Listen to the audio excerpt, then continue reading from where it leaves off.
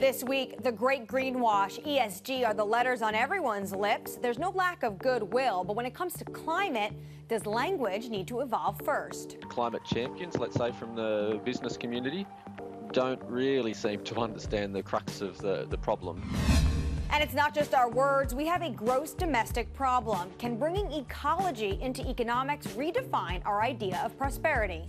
It doesn't reflect the damage that we are doing to nature in the process of economic growth. Plus, pricing the planet, we look into the financialization of Earth's resources and the consequences. CO2 and how much pollution costs is going to be the big metric that everyone is going to be looking, and it's going to be probably to become as important as is the price of oil. I'm Anne-Marie Hordern, and this is Bloomberg Green.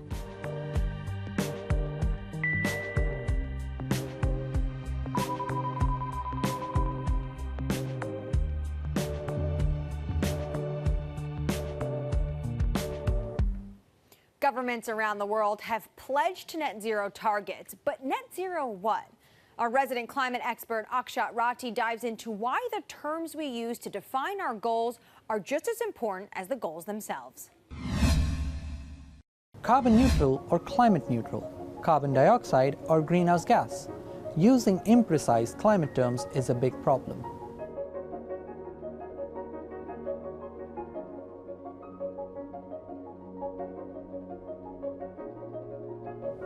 Larry Fink heads BlackRock, which is the world's largest fund manager with $8.7 trillion in assets. In his annual letter to CEOs, he has made acting on climate change the central theme for 2 years in a row. That's a big deal, and it will increase the pressure on companies to act. But, like many others, he has also muddled up climate terms. For example, he treats carbon dioxide and greenhouse gases interchangeably.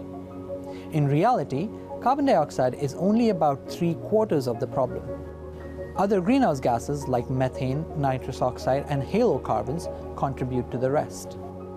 In some economic sectors, such as agriculture or oil and gas, these other greenhouse gases can be a bigger problem than carbon dioxide. Crucially, the solutions to reduce carbon dioxide are different from those needed to reduce emissions of other greenhouse gases. That's why it's important to be precise when setting out climate goals. Take another example. In September, Chinese leader Xi Jinping surprised the world by announcing that China will reach carbon neutrality before 2060. The world cheered. China is the world's largest contributor to global emissions, and it had just set one of the most ambitious goals. And yet, the use of carbon neutrality left scientists baffled. If it meant only reducing carbon dioxide emissions, that wouldn't be enough. If China's non-carbon dioxide emissions were a country, it would instantly become the world's 7th largest emitter. Some European leaders have started to use the term climate neutrality instead. That is better, but the more precise terms to use are net zero greenhouse gases or net zero carbon dioxide. Many people use carbon as a shorthand for all greenhouse gases. That might be okay in everyday conversation, but it's important to be precise in more formal speeches or documents. That's because the use of imprecise terms has consequences. Companies act on the advice of governments and investors when they make their climate plans.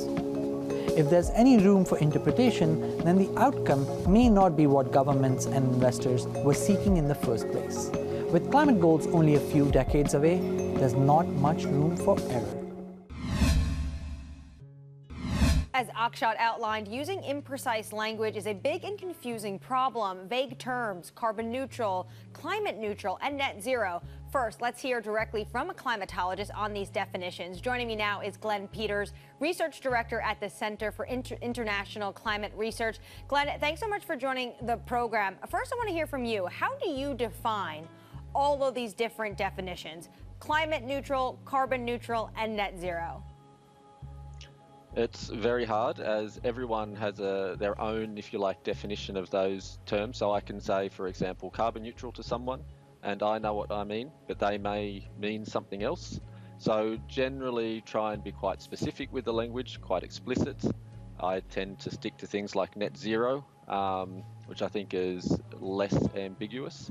But this is a constant challenge because these terms mean different things to different people. What I get a sense from you is when you look at, as a scientist, you look at the communication and a lot of the imprecise language that's been used, what surprised you the most? I think what surprised me the most is that climate champions, let's say from the business community, don't really seem to understand the crux of the problem. So, when you're looking at Carney, the Bank of England, former chair, then, climate champion, you're thinking would be quite precise on the language, really understanding the language. But then when he says some things in media, he says, well, does he really understand? And you see this across many other leaders in the business community. So it is somewhat surprising that the climate champions, in a sense, aren't really getting some of the core concepts here. We also used to use the term a lot, especially when I was growing up, about global warming. And now everyone says climate change. What happened to global warming? Yeah, that's a great question. I wonder myself. I use global warming sometimes. It's a shorter form of words and I think less ambiguous. But climate change is often used now because climate change is more than about just warming. There's also precipitation, extreme events, and also if you want to be precise with your language, it can be very long-winded. For example, if I said the global average temperature increase since pre-industrial times, that's very technical and confusing. You can just say global warming and people will know what you mean. But I think we have to get used to using these different terms, but be quite precise and clear by what we mean. Glenn, what's the cost of policymakers using these imprecise terms to the world reaching the Paris Climate Agreement? So the risk here is that companies start to think that solving climate change just means offsetting their emissions or continuing to emit, but purchasing some removals, a forest project, for example. And this means that companies aren't going to be doing what really needs to happen, which is reducing emissions or putting in new technologies to reduce emissions and so on. So we essentially just continue emitting and tinkering around the edges, a little bit of emission reduction here, some forest projects here, but not really getting to the core of the problem, which is stopping burning of fossil fuels. What's the potential business cost of all of this miscommunication? There's a risk in terms of the reputation of the company. If it turns out, well, this company is just doing a lot of greenwashing, then there's that reputational risk. And there's also the risk that companies aren't going to implement the necessary tools or measures that they need to implement to reduce emissions. They could end up just wasting resources, spending money on solutions that don't actually work. So there's no winners here, except perhaps people or companies that are selling offsets. Glenn, you outlined a number of problems and issues, but what's the solution? How do we get the entire world, policymakers, chief executive officers, to speak with the same language when it comes to climate change? We just need to very clearly get across the message that the objective here is to stop putting CO2, carbon dioxide, into the atmosphere and also other greenhouse gases, stop burning fossil fuels, stop using fossil fuels. And that's the sort of end game here. It would be nice if we could have some direct language associated with that. I guess you could think about terms like keep it in the ground or whatever, but they're not really going to be terms that will fly through let's say a climate agreement or business plan or something like that. So we just need to really drive home the message. The game here is to stop burning fossil fuels. All right, Glenn Peters, Research Director at the Center for International Climate Research. Thank you so much for your time. Coming up, the global economy is built on the commodification of Earth's resources, but at what cost? We break down the good and the bad. Plus, if everything has a price, why aren't we taking into account the impact damaging natural ecosystems has on the economy? Do we have a gross domestic problem? This is Bloomberg Green.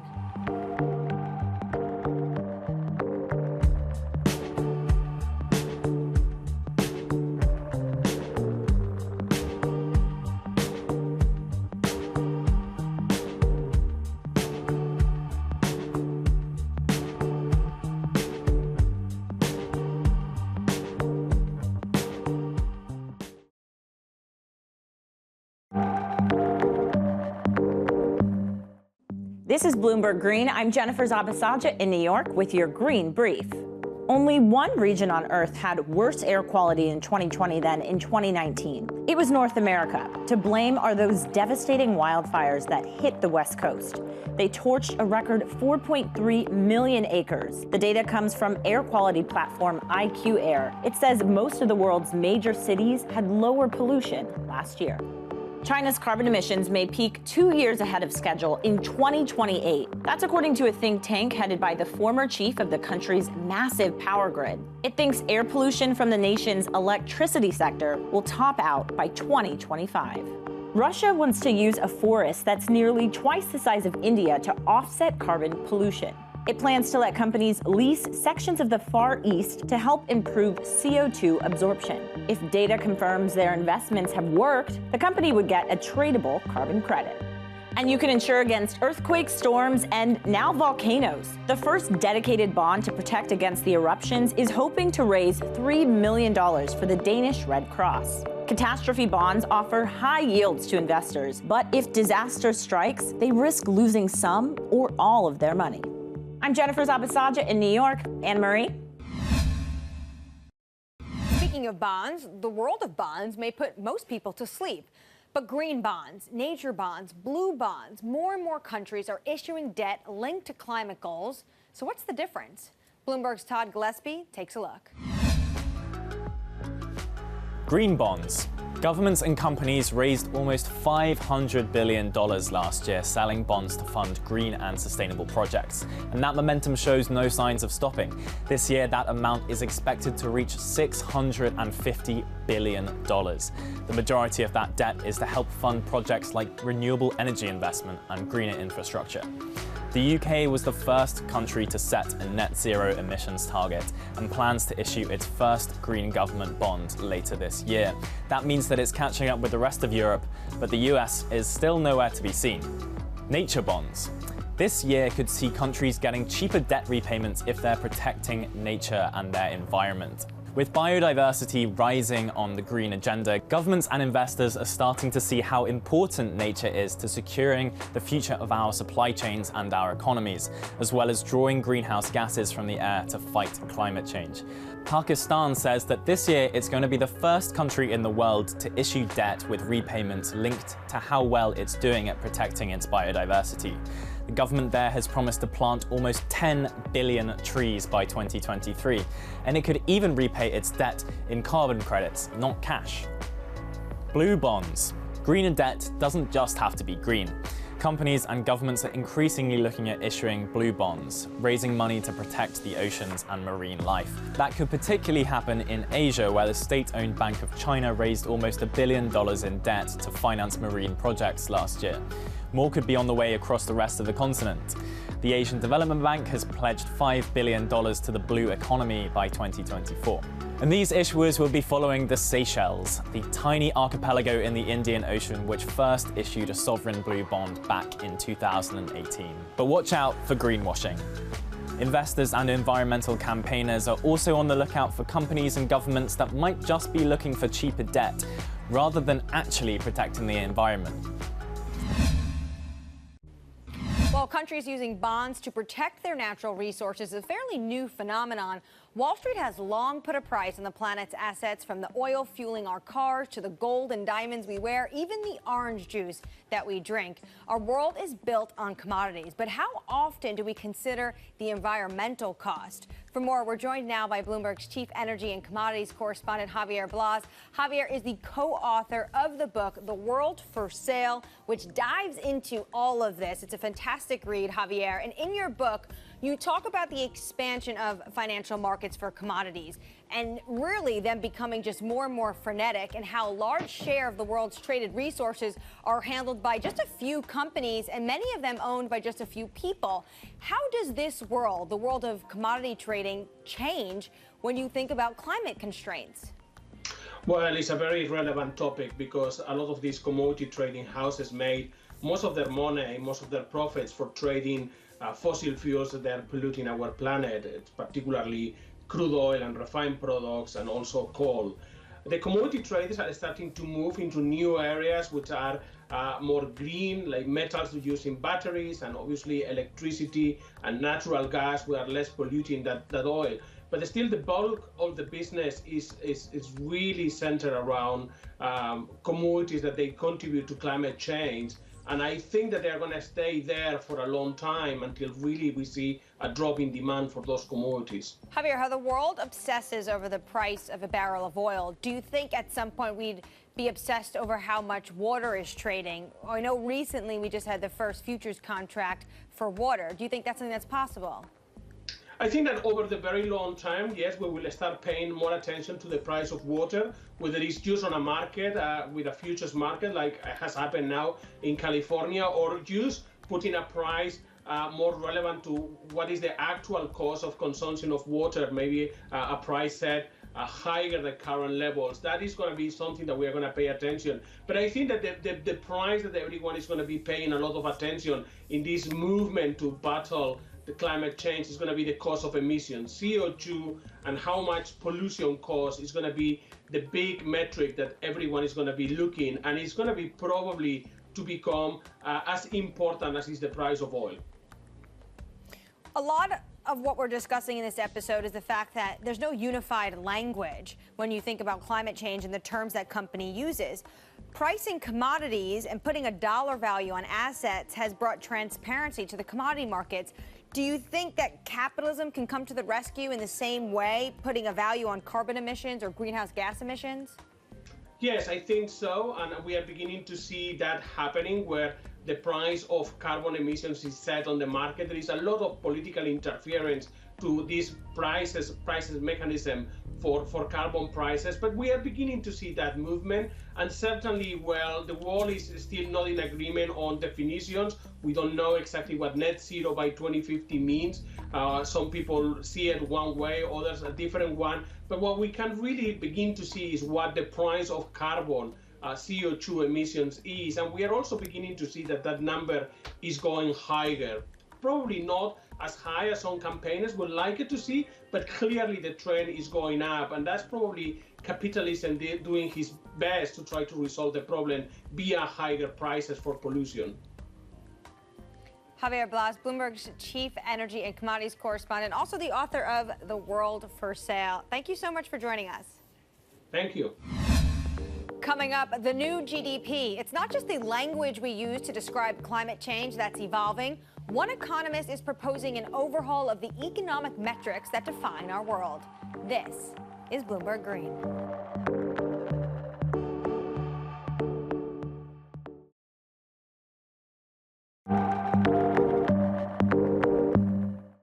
From Bloomberg's European headquarters in London, I'm Anne-Marie Hordern, and this is Bloomberg Green. Collapsing fish stocks, degraded forests, and declining bee populations were once far removed concerns for Wall Street, but many are now waking up to the massive economic threat that they pose. More than half of the world's total GDP is moderately or highly dependent on nature. But current economic metrics don't take into account the price of damaging natural ecosystems. So in 2019, the UK government commissioned Partha Dasgupta, an economist who specializes in environmental research, to look into the economics of biodiversity. I spoke to him about his findings and how we redefine GDP. Nature is our home. We are embedded in it. And to degrade that is to basically demolish your own house. You can have all the furniture you care to mention and all the human capital you care to mention, but if your roof falls off, you haven't a place to live. I'm putting it in a dramatic form, obviously, but unfortunately, the dramatic form is near the truth. We have seen deforestation, a decrease of the bee population, falling numbers of fish stock. How dependent is all of that on GDP? GDP is a reflection of what we are doing to nature. The first letter of G is gross. It's not net. You're not taking into account the depreciation of capital assets when you're measuring GDP. It's the monetary value, the market value of the final product that you have each year annually. It's a flow. Now, to produce those goods and services that go to measure GDP, are you making use of nature's services? Huge numbers of them. Our economy is embedded in nature. It doesn't reflect the damage that we are doing to nature in the process of economic growth. GDP, I should say, is extremely important for short-run macroeconomic management. But to use that same index for understanding the progress or regress of nations is wholly wrong. Is there an index you think that we could see coming out of this? How do you measure and calculate the impact on biodiversity and the killing off of our environment? We are to think of nature as a capital asset, first of all. The economics of biodiversity is essentially an asset management problem. I think one of the virtues of the review, those who care to read it, will find that it unifies the concerns of the private investor who chooses a portfolio of his wealth or her wealth, and in doing so is concerned with wealth maximization. Likewise, the review asks us as citizens or as governments to consider the problems that the nation faces also as an asset management problem. So you're trying to estimate the value of your portfolio of assets. And of course, you're going to do that for the nation at the national level, not with market prices, because many of these assets don't have any markets. That's the problem. All the services that Mother Nature provides for us are hidden. They're not transacted upon. And they're essentially free goods, which is why we overuse them. How do you put a price on them? There are methods of doing that. Economists have actually worked on it for quite a while. It's all imperfect. It goes without saying, all this area is partly nebulous. They are not hard objects, the social values that you attribute to them. But it can be done by asking people, if nothing else, the use value of natural capital. Then, of course, you have above use value. Societies place values over and above their use value to certain types of natural capital. Sacred groves would be a good example. Plenty of countries have sacred groves, which are not to be touched. It's almost like saying they have an infinite value, so you don't encroach upon it. At the moment, though, we have living standards that are the highest we've ever seen. How do we keep living standards where they are, but not at the expense of nature? How do you do both? That we can. So we are not able to simulate the global economy in order to be able to answer the question you've just now raised. What we do know is that we have eaten into natural capital, that is to say the biosphere, the global level, at a furious rate over the past 70 years in the post-war period, which is when, of course, our living standards and all the things that we care about, barring our attachment to nature, have improved enormously. But it's all coming at the expense of future lives. Are we making the right trade-offs between our desire for a good life and the basis for a prosperous life for the future?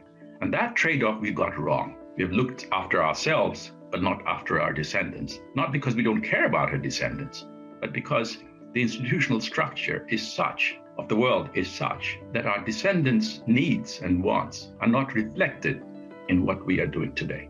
But how do you convince prime ministers and presidents, financial advisors, that hit on GDP is worth it to advance biodiversity? How hard is that job? The review is directed at the citizen, because ultimately, at least in democratic societies, it will be the citizens who will make the demands to which the political authorities will respond. It's not just the air we breathe, but it's the water we drink and all the services that are there to balance nature into a state where we are able to live comfortably. We need to understand nature more.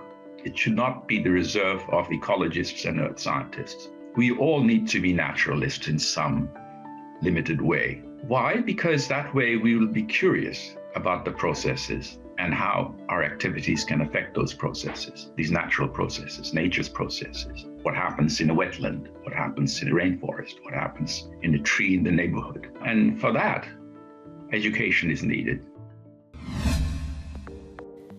That's it for this week's edition, but follow us on Twitter @Climate. I'm Anne Marie Hordern, and this is Bloomberg Green.